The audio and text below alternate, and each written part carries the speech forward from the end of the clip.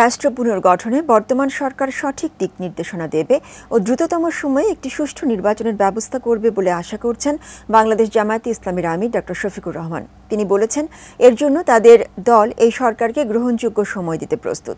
বিকেলে রাজধানীর ইঞ্জিনিয়ার্স ইনস্টিটিউশনে সম্মিলিত পেশাজীবী পরিষদের সুধী সমাবেশে এসব কথা বলেন জামায়াতের আমির। নতুন বাংলাদেশ গড়ার প্রত্যয়ে রাজধানীতে বাংলাদেশ জামায়াতে ইসলামীর সুধী সমাবেশ, যেখানে বক্তারা তাদের বক্তব্যে বিগত সরকারের নানা দুরভিসন্ধির কথা তুলে ধরেন। এখানে যত মন্ত্রী মিনিস্টার তারপরে আমলা সবাই কিন্তু লুণ্ঠনে জড়িত ছিল। পাশাপাশি বাংলাদেশকে এগিয়ে নিতে নিজ নিজ অবস্থান থেকে দলীয় নেতাকর্মীদের, সেই সাথে নাগরিকদের প্রতি দায়িত্ব পালনের আহ্বান জানান শীর্ষ নেতৃবৃন্দ।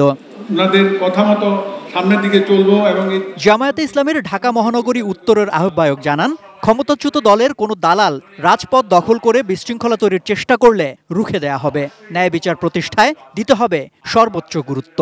গড়ে গড়ে ইনজাস্টিস আছে, সমাজে আছে, রাষ্ট্রে আছে, কোন সেক্টরে নাই? আসুন আমরা এই জাস্টিসটা পাওয়ার জন্য, আগামীর জাতি বিনির্মাণের জন্য, আগামীর দেশকে সুন্দরভাবে গঠন করার জন্যে কোন আদর্শ দিয়ে, কোন মানুষ দিয়ে, কোন দল দিয়ে জাস্টিস হতে পারে, এগুলো নির্ধারণে আমরা পারস্পরিক আলোচনা করি।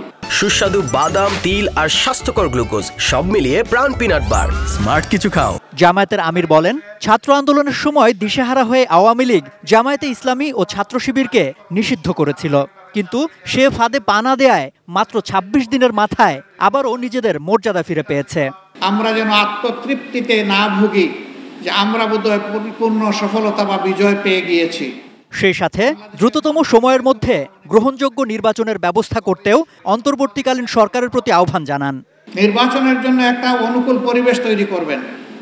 যখনই অনুকূল পরিবেশ তৈরি হয়ে যাবে, তখন একটি অর্থবহ, গ্রহণযোগ্য, সুষ্ঠু নির্বাচন জাতিকে উপহার দিয়ে তারা আবার তাদের স্ব কর্তব্যের জায়গায় চলে যাবে। আমরা সেই দিনের অপেক্ষায় আছি। আমরা তাদেরকে সঙ্গত সময় দেওয়ার পক্ষে।